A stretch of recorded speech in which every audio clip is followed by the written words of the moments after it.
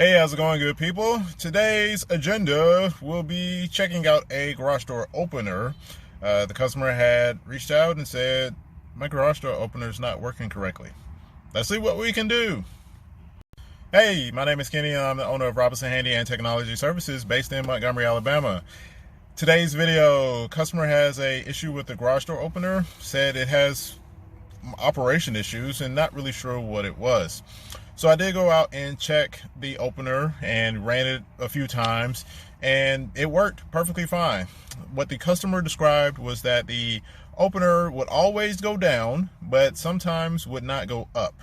And so I was like, okay, that's pretty weird, because my experience has been either it doesn't work or it doesn't go down.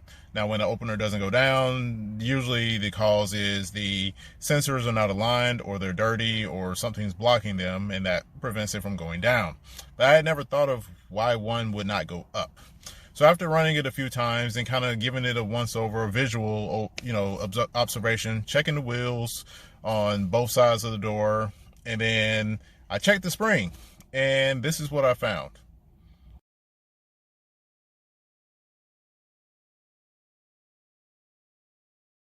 After identifying that the spring was broken, one of two springs was broken, I explained to her why it was doing what it was doing and the next set of steps to take. The reason that we don't really know why the spring broke. A lot of times is because of a lack of lubrication on the spring. It could also be because the spring is just old and has served its useful service life. What I explained to her though was because the spring is broken, what happens is the garage door opener now has to exert more force to open that door because of the fact the springs assist the garage door opener in opening the door.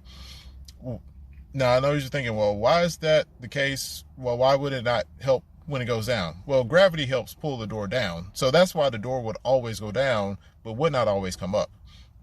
Because the garage door opener is having to exert more force to pull the door up, the garage door opener has what is known as a thermal overload built into it. And this is designed to protect the motor from burning itself out. And I think what was happening was because of that repeat cycles or just using the garage door opener on a hot day, put it closer to that thermal overload limit. And so after one or two cycles, let's say on a hot day, where it's probably 100 degrees outside, but 90 degrees inside the garage, you're closer to that thermal limit than it would be, let's say in the morning when it's like 60 or 70 degrees. And so a few cycles would get it to that limit in addition to the additional weight that it's having to pull up, and the opener would thermally cut out and thus it would not go up all the way. What I advised the customer to do was to, one, stop using the garage door opener, because what will happen is, and I've seen this with a previous garage door opener that I actually did replace, the opener will actually burn itself out, or one of the components inside can burn out. I actually did a replacement some time ago and that customer had issues with their springs. Come to find out, when I disassembled the opener after removing it, one of the capacitor in there for the motor had blown because the springs were bad or not properly set up. And so the opener literally burned itself out. Now, one other thing I advised is because that spring is broken, to get a garage door company that actually does, installations and so forth to come out and replace that spring. As a handyman, I choose not to do garage door spring replacements. It is something that comes up pretty regularly, but because it requires specialized tools and because it's a spring, and springs are dangerous if you're not careful with them, I decided I'm not doing springs when it comes to the services I offer. Maybe one day, but as of right now, that's a no. I also advised her to have both springs replaced at the same time instead of getting one replaced and not the other. The reason being is because that one spring, because they've been still using the garage door, that one spring has been basically pulling the weight of that door up. In addition, because it's been doing that, it is now doing the work of two, even though it's one spring.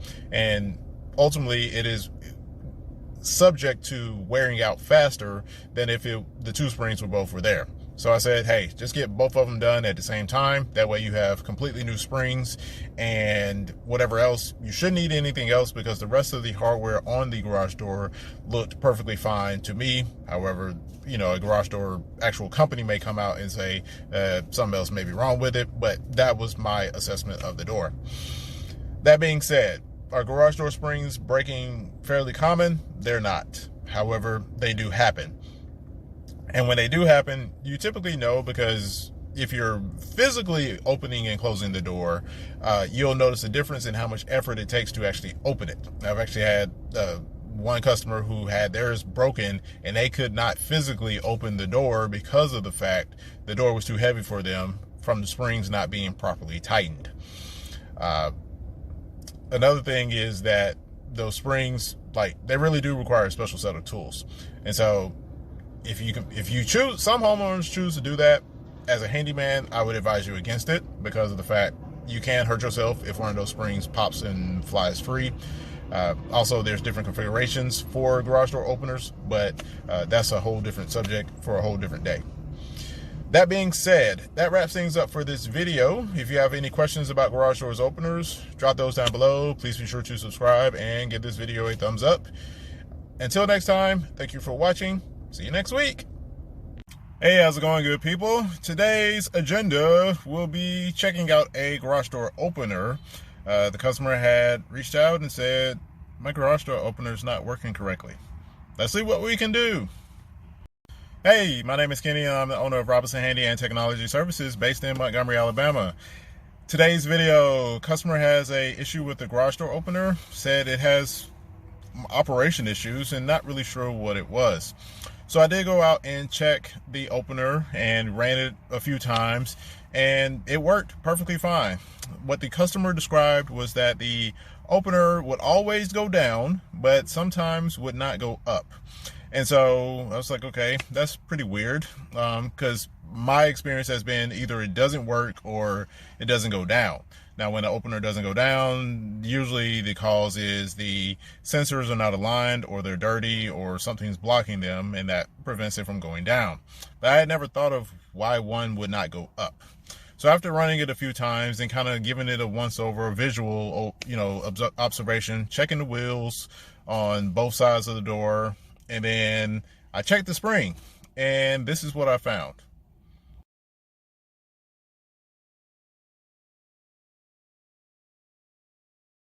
After identifying that the spring was broken, one of two springs was broken, I explained to her why it was doing what it was doing and the next set of steps to take.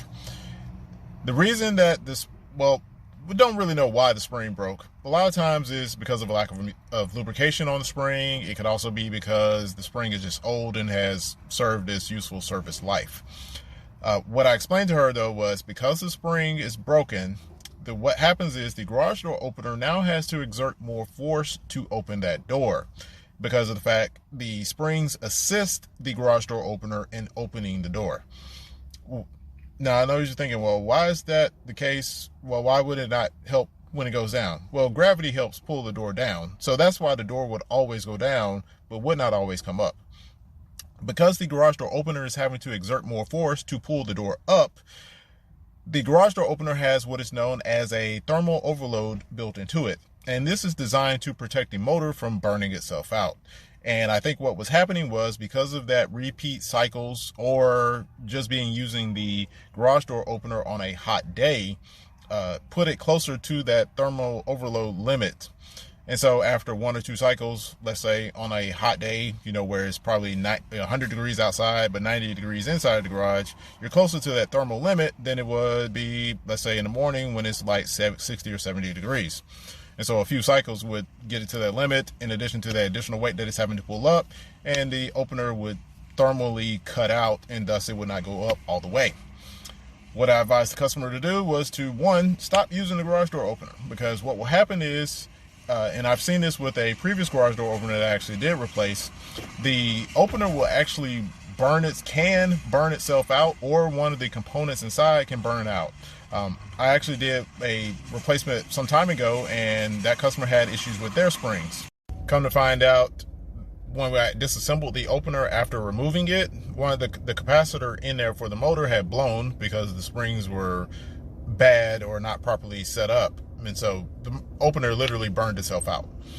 Now, one other thing I advised is, because that spring is broken, to get a garage door company that actually does, installations and so forth, to come out and replace that spring. As a handyman, I choose not to do garage door spring replacements. It is something that comes up pretty regularly, but because it requires specialized tools and because it's a spring, and springs are dangerous if you're not careful with them, I decided I'm not doing springs when it comes to the services I offer. Maybe one day, but as of right now, that's a no.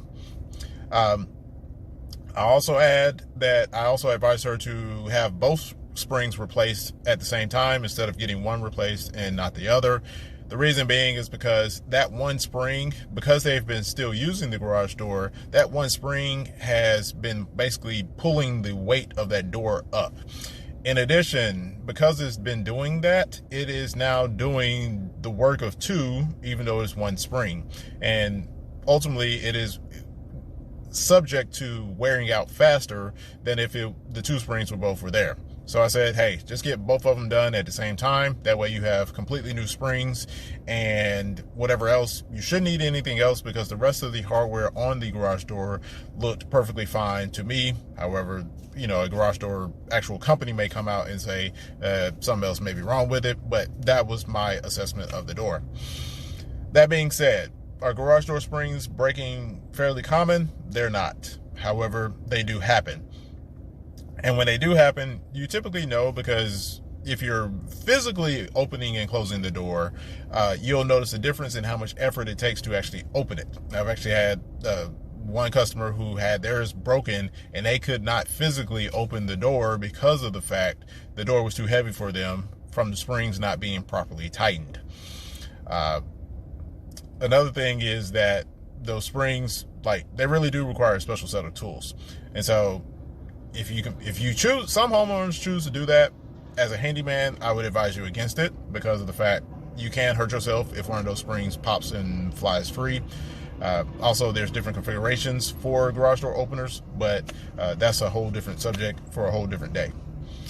That being said, that wraps things up for this video. If you have any questions about garage doors openers, drop those down below. Please be sure to subscribe and give this video a thumbs up. Until next time, thank you for watching. See you next week.